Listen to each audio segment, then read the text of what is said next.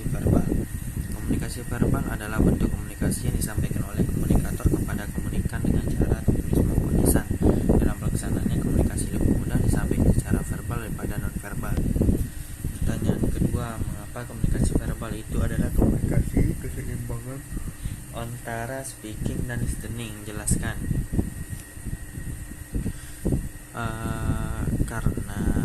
Karena komunikasi verbal itu adalah komunikasi yang berupa kata-kata yang diucapkan langsung, bisa dilakukan secara langsung face to face atau perantara dengan media. Contohnya berinteraksi dengan menggunakan sosial media ataupun telepon genggam.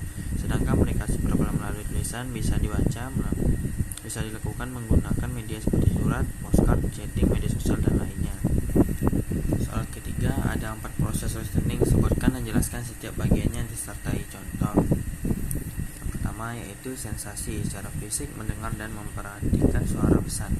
Penerimaan secara fisik dapat diganggu oleh berbagai faktor seperti kebisingan, gangguan alat pendengaran, atau tiada perhatian sensasi.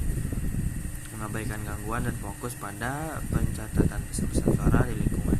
Kedua, penafsiran, mengurai pesan dan meresapi apa yang didengar. Saat mendengar, kita memberikan nilai pada ucapan kata berdasarkan nilai kepercayaan, ide, pengharapan dan pengalaman. Kerangka pengajuan bicara mungkin jauh berbeda dengan kerangka acuan kita. Tiga, evolusi, membentuk opini tentang pesan, memilih dan memilah berbagai ucapan, memisahkan fakta dan opini, mengevaluasi kualitas bukti-bukti terutama bila pokok pesan merupakan masalah yang cenderung mengabaikan ide-ide orang yang tidak terkenal dan bergegas mulu ide-ide dari tokoh karismatis. Keempat, mengingat, menyimpan pesan dalam memori agar dapat digunakan untuk kesempatan lain. Menyimpan garis besar pemikiran disampaikan pembicara. Seorang pembicara baik dan membantu pendengar dengan menekankan ide pokok, menikaitkan dengan ide-ide dalam perkembangan dan merangkum kembali ide-ide hikmah dan hubungan ide tersebut. 5, menanggapi mengalami penerima pesan dan menyampaikan tanggapan kepada pembicara. Dalam situasi interpersonal atau kelompok, tanggapan itu mungkin berupa ucapan verbal. Namun, bila itu mungkin dengan berbentuk tepuk tangan, tertawa, dan bahkan terdiam, baru kemudian kita memutuskan untuk bertindak sesuatu atau pesan-pesan yang sudah kita dengarkan. Pertanyaan keempat, dalam model Hauria disebutkan ada 6 komponen yang menjelaskan bagaimana cara mendengarkan secara efektif. Sebutkan 6 komponen tersebut dan jelaskan. Pertama yaitu menghadapi pembicara. Hadapi mitra percakapan Anda dengan melihat atau jam tangan orang lain. Lihatlah siapapun yang berbicara, bahkan jika mereka tidak melihat Anda, seperti dalam kasus kuliah atau seminar. 2. Gambar apa yang dikomunikasikan. Model visual dan mental berbentuk secara alami di pikiran Anda ketika Anda mendengar informasi. Ini normal dan merupakan tanda-tanda bahwa semua indera Anda terlibat dalam menganalisa apa yang dikatakan oleh orang lain. 3. Tahan putusan.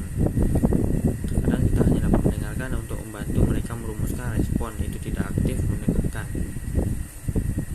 Yang keempat, jangan mengganggu, menginterupsi orang berbicara dengan Anda tidak hanya membuat Anda kasar, tapi juga membatasi Anda menyerap informasi yang disampaikan kepada Anda. Yang kelima, refleksi dan klarifikasi. Mencerminkan dan mengklarifikasi adalah 2 cara untuk memastikan bahwa Anda dan pembicara berada di halaman yang sama. Yang keenam, ringkaslah. Meringkas mirip dengan cara merefleksikan, kecuali bahwa ketika Anda meringkas, Anda membuat jelas bahwa Anda akan pindah ke topik Anda saat ini.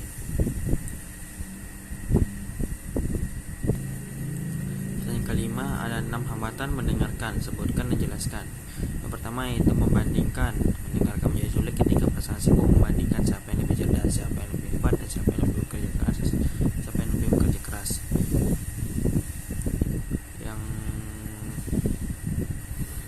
Yang kedua, membaca pikiran. Bila pasangan sudah membaca pikiran lawan pasangannya, maka ia sudah tidak sungguh-sungguh menaruh perhatian pada pasangan yang diajak bicara, bahkan pada yang dibicarakan oleh pasangan tersebut. Yang ketiga, menyiapkan jawaban. Ketika orang lain berbicara, dalam pikirannya sudah menyiapkan komentar selanjutnya. Keempat, mendakwa. Hambatan ini adalah kecenderungan yang paling sering dilakukan karena ada stereotype tertentu pada pasangan yang diajak bicara. Kelima, berimajinasi. Pendengar yang tidak sungguh-sungguh mendengarkan biasanya akan cepat dan mudah untuk melamun dan berimajinasi tentang hal-hal yang sementara pembicara terus berlangsung. Karena keenam, menasihati. Dalam hal ini pasangan sebagai pendengar bertindak seolah-olah sebagai problem solver yang paling hebat, selalu siap dengan saran masukan. Mendengarkan baik-baik karena dia sibuk menyiapkan nasihat jitu. Suami tidak dapat mendengarkan perasaan istri jika hanya terdorong memberikan nasihat. Soal keenam, bagaimana membedakan komunikasi verbal dan bahasa. Komunikasi verbal merupakan komunikasi yang dalam bentuk lisan maupun tulisan, sedangkan bahasa adalah kemampuan yang dimiliki manusia untuk berkomunikasi dengan manusia lainnya menggunakan tanda, misalnya kata dan gerakan. Pertanyaan ketujuh, keterbatasan bahasa ada dua aspek, sebutkan dan jelaskan. Pertama yaitu kata-kata bersifat ambigu dan kontekstual. Kata-kata bersifat ambigu karena kata-kata yang mempresentasikan persepsi dan interpretasi orang-orang yang berbeda yang menganut latar belakang sosial budaya yang berbeda pula.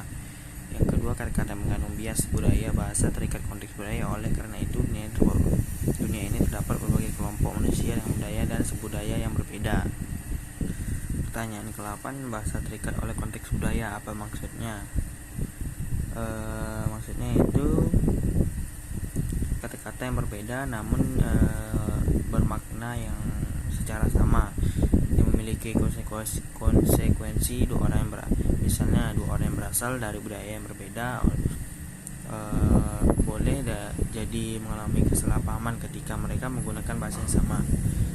Komunikasi sering dihubungkan dengan kata Latin yang artinya sama. Jadi apabila kita memiliki budaya yang sama, maka akan terjadi makna yang berbeda. Pertanyaan ke-9, menurut Edward T. Hall, konteks budaya yang mempengaruhi komunikasi. Apa maksud pernyataan tersebut? Jelaskan. Setiap orang dalam berkomunikasi memiliki karakter yang unik dalam penyampaiannya. Semakin besar basic budaya, maka komunikasi antar budaya yang terjalin pun akan semakin tinggi. Dalam hal mempromosikan budaya juga komunikasi diperlukan, bahkan sangat penting, baik verbal dan non-verbal. Contoh budaya yang disampaikan dalam komunikasi, misalnya sebuah dongeng yang berisi cerita dan memiliki amanat di dalamnya karena disampaikan melalui komunikasi. Pertanyaan nomor 9 yang kedua yaitu komunikasi konteks tinggi dan komunikasi konteks rendah. Jelaskan dan berikan contoh. Komunikasi konteks tinggi bisa diartikan sebagai komunikasi yang bersifat ambigu yang menuntut penerima pesan untuk menafsirkan sendiri. Sedangkan komunikasi konteks rendah merupakan gaya komunikasi yang bersifat langsung, apa adanya dan tak berbelit-belit. Contoh komunikasi konteks tinggi yang pertama itu di kehidupan sehari. Ketika kita bertanya kepada pasangan, kamu kenapa? Pasangan kita kemudian menjawab dengan kalimat, aku nggak kenapa. Diikuti dengan raut wajah yang muram. Contoh komunikasi konteks rendah yaitu dalam masyarakat Amerika yang lebih bergantung pada perkataan yang diucapkan dibandingkan perilaku non-verbal untuk menyatakan pesan. Pertanyaan nomor 10, apa yang dimaksud dengan komunikasi verbal dan komunikasi vokal? Jelaskan. Komunikasi vokal adalah bunyi bahasa yang harusnya udaranya tidak mengalami rintangan dan kualitasnya ditentukan oleh 3 faktor: tinggi, rendahnya, posisi lidah, bagian lidah yang dinaikkan, dan bentuk bibir pada pembentukan vokal tersebut. Komunikasi verbal adalah komunikasi dengan komunikasi bersumber verbal. Simbol verbal bahasa merupakan pencapaian manusia yang paling prinsip. Itu aturan yang ada untuk setiap bahasa, yaitu fonologi, sintaksis, dan semiotik, dan pragmatis. Aspek-aspek komunikasi verbal ada 6, sebutkan dan jelaskan. Yaitu yang pertama, vocabulary, yaitu komunikasi tidak akan efektif bila pesan disampaikan dengan kata-kata yang tidak dimengerti. Kedua yaitu racing, dan kecepatan komunikasi akan lebih efektif dan lebih sukses bila kecepatan bicara dapat diatur dengan baik. Ketiga, intonasi suara akan mempengaruhi arti pesan secara dramatik sehingga pesan akan menjadi lain artinya bila diucapkan. Keempat, humor dapat meningkatkan kehidupan yang bahagia. Yang kelima, singkat dan jelas, komunikasi akan efektif bila disampaikan secara singkat dan jelas. Yang keenam yaitu timing, waktu yang tepat adalah hal krisis yang perlu diperhatikan karena berkomunikasi akan berarti kita seorang bersedia untuk berkomunikasi, artinya dapat menyediakan waktu untuk mendengar atau memperhatikan